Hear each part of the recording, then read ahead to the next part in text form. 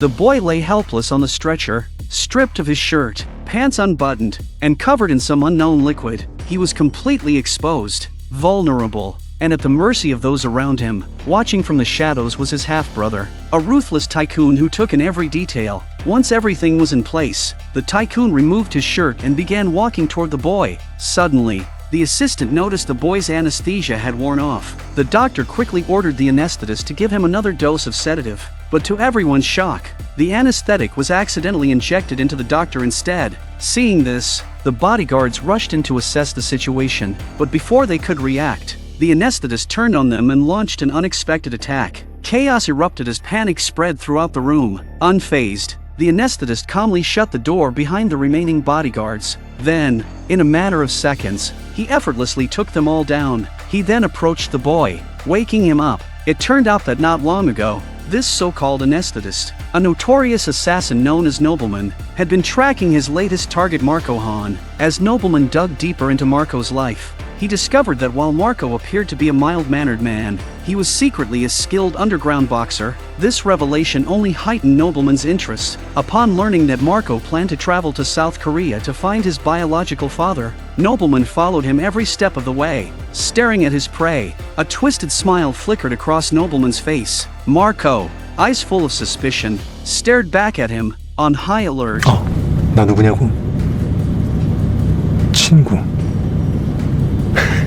뭐 그 정도로 해두자. 일단은. On about. Said I was gonna be a friend.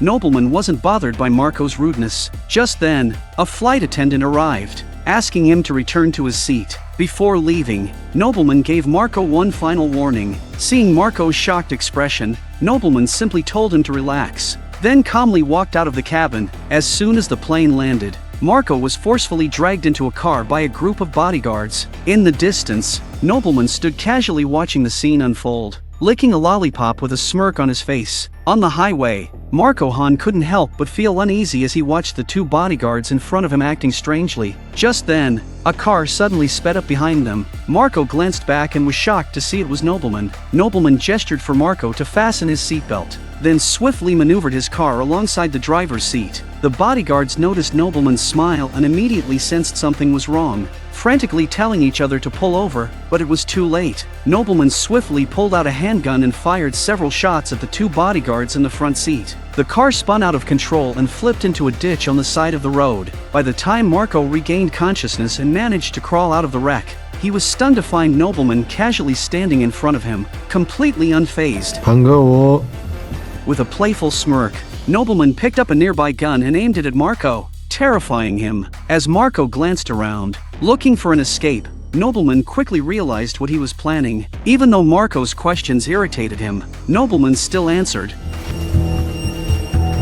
너 여기 죽으러 온 거라고. 죽으러 가는 거야. The moment Marco turned and bolted, Nobleman fired his gun to stop him. Marco sprinted through the bushes, thinking he had finally escaped, but to his dismay, Nobleman followed close behind, driving right through the undergrowth. Desperate, Marco kept running, only to find himself still unable to escape Nobleman's clutches. Gritting his teeth, Marco dashed toward the road above. With no other option, he jumped over the guardrail, narrowly avoiding being hit by a passing truck. Just when Marco thought he'd finally shaken him off, Nobleman leapt from above, landing with a perfect roll and flashing that same eerie smile. He was genuinely surprised by how far Marco was willing to go to escape him. The truck driver, furious, approached Marco to settle the score, but Marco shoved him aside in a panic. Before the driver could react, Nobleman was already behind Marco, expertly locking him in a hold. Thus began their cat-and-mouse chase. The two of them ran without paying attention to their surroundings. Eventually sprinting into a tunnel,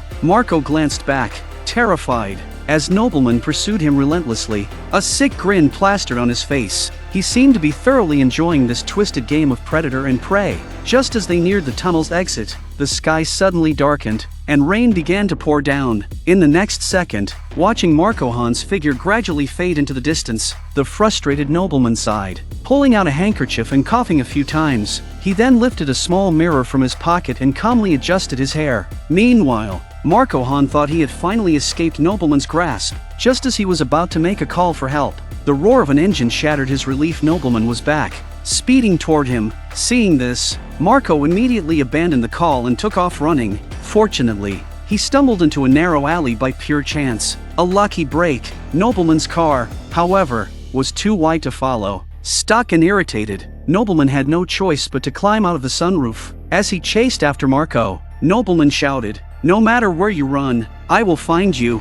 With those words, Nobleman got serious. He began his pursuit on foot, making sure to throw in some flashing moves along the way for good measure. Marco Han's escape hit a snag when he accidentally collided with a pedestrian, slowing him down. Seizing the opportunity, Nobleman closed the gap between them. Just as Marco was feeling exhausted, Nobleman appeared beside him. Grinning wickedly, Marco made a last-ditch effort to flee, but Nobleman intercepted him mid-air with a dramatic leap, bringing him to a stop. Turning toward Marco, Nobleman declared, "The game ends here." Seeing Marco still desperate to run, Nobleman briefly let his guard down. In the blink of an eye, Marco threw a solid punch, landing it squarely on Nobleman. Caught off guard, Nobleman hadn't expected this kind of sneak attack, especially from a professional underground boxer like Marco, who almost knocked him flat. Nobleman barely managed to stay on his feet. He thought to himself, if anyone had seen this, it would have been humiliating. At that moment, a car suddenly pulled up in front of Marco, with Nobleman still hot on his heels.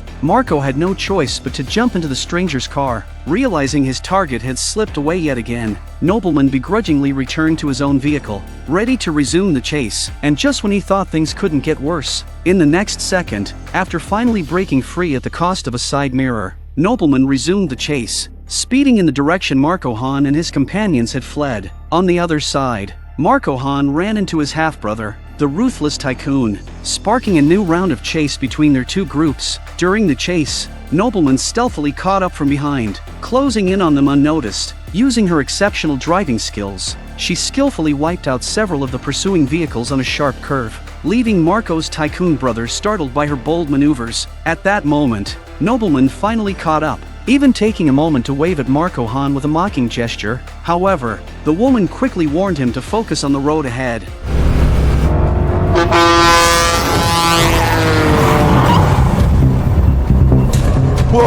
Finally, after shaking off the remaining pursuers, the woman revealed the truth to Marco. It turned out that Marco's biological father was one of South Korea's wealthiest men. In a moment of mental confusion, he had written a will leaving his fortune to his younger daughter to reclaim the inheritance. Marco's half-brother was determined to wake their father at any cost, and the key to the treatment lay within Marco's body, his heart, which shared the same bloodline. The woman was actually an assassin sent by Marco's younger sister to eliminate him. As Marco sank into despair, a car suddenly rammed into them from behind. Amid the chaos, Marco managed to snatch the woman's gun and, after delivering a swift headbutt, bolted out of the car. Furious, the woman wildly fired her gun at Marco, but he still managed to escape. Just when Marco thought he was safe, his half-brother reappeared with a fleet of cars, cutting off his path. Facing his brother and the inevitable doom, Marco collapsed to his knees in defeat. Meanwhile, the woman, locked in a fierce battle with Nobleman, suddenly realized her magazine was empty.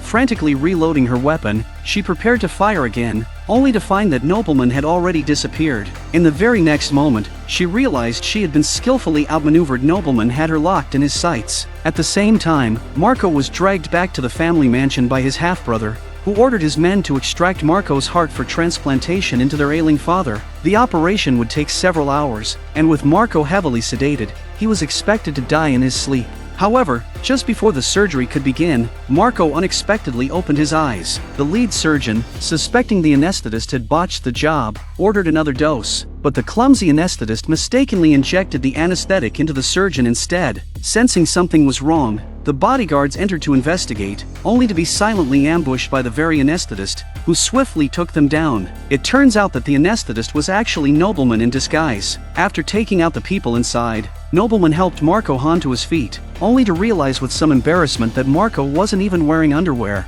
Quickly, he shrugged off his surgical gown and draped it over Marco. Nobleman then swiftly turned and fired at the bodyguards outside the room. However, as he approached the door to check the situation, he barely avoided getting shot in the head. Meanwhile, Marco's half-brother, the tycoon, fresh out of the shower, stared at the surveillance monitors, his head aching from the unfolding chaos. Marco, on the verge of an emotional breakdown, looked at the father he had been searching for all these years only to find a man who wanted nothing but his heart for a transplant. Nobleman warned that they didn't have much time and needed to escape immediately. At that moment, the tycoon arrived outside the operating room, armed with a shotgun and flanked by a large group of bodyguards, surrounding the entire area. Despite the shouts and threats from outside, Nobleman remained completely unafraid. Seeing how anxious Marco was, he reassured him, saying he had a plan to walk out of there openly. Nobleman used Marco as a human shield, casually walking out in front of everyone. His audacity piqued the tycoon's interest, and he offered Nobleman a deal hand over Marco,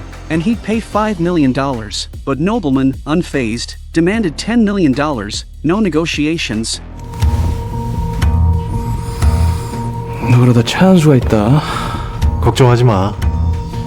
우리 소화 잘 시키니까.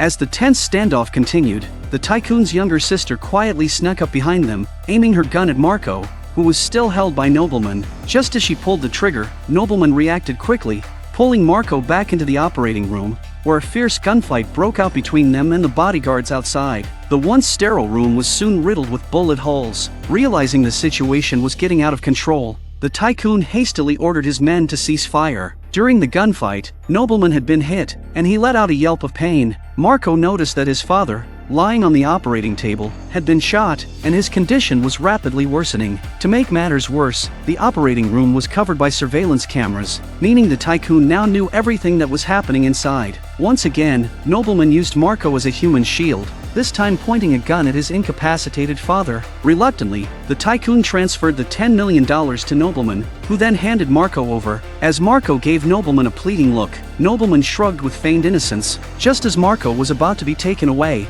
Hindi ka mamatay. Akong bahala sa'yo. Nobleman prepared to make his grand exit. Before leaving, he couldn't resist taunting the tycoon, which infuriated him. The tycoon ordered his men to stop Nobleman, but he remained calm, warning that losing face was better than losing one's life. When the tycoon dismissed his warning, 봐봐!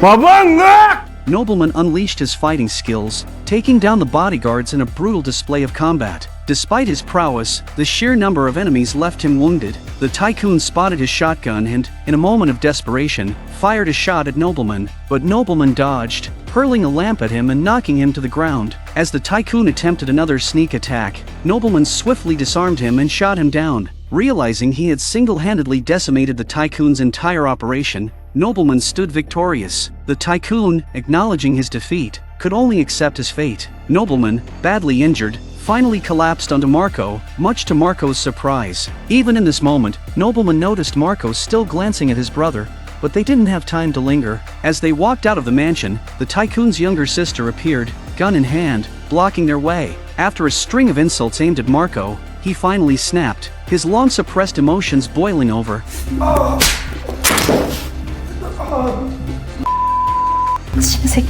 내가 그지 새끼야? 이딴 재산 거저준데도 더러워서 안 가져. The younger sister, however, wasn't convinced by Marco's words and instead considered hiring Nobleman to take him out. He sarcastically remarked that she was glad Marco hadn't inherited their family's bloodline. Seeing Marco's confusion, Nobleman revealed the truth. From the very start, he had been hired to find the tycoon's illegitimate son, but upon learning the plan was to harvest his heart, Nobleman devised his own scheme. He randomly picked a boy from a local boarding school, using the opportunity to extort the tycoon. It was his way of doing one good deed for himself. Knowing he didn't have much time left, that boy turned out to be Marco. Furious, Marco swung a punch at Nobleman, but Nobleman effortlessly caught his fist. 니가 걔 뭘 한다고? 알아 이 새끼야 왜 몰라? 뭐? 나도 코피어거든. Nobleman, wounded and limping, left the scene, with the younger sister deciding to abandon her plan to kill Marco. Thanks to the $10 million he extorted, Nobleman funded the rebuilding of the boarding school and paid for Marco's mother's surgery. In the final days of his life, Nobleman returned under the pretense of helping Marco reunite with his father, but Marco coldly rejected him. Despite the rejection, Marco couldn't help but worry as Nobleman continued to cough violently. Nobleman reassured him that he had found a remedy from a renowned doctor to alleviate his condition, offering his hand in friendship.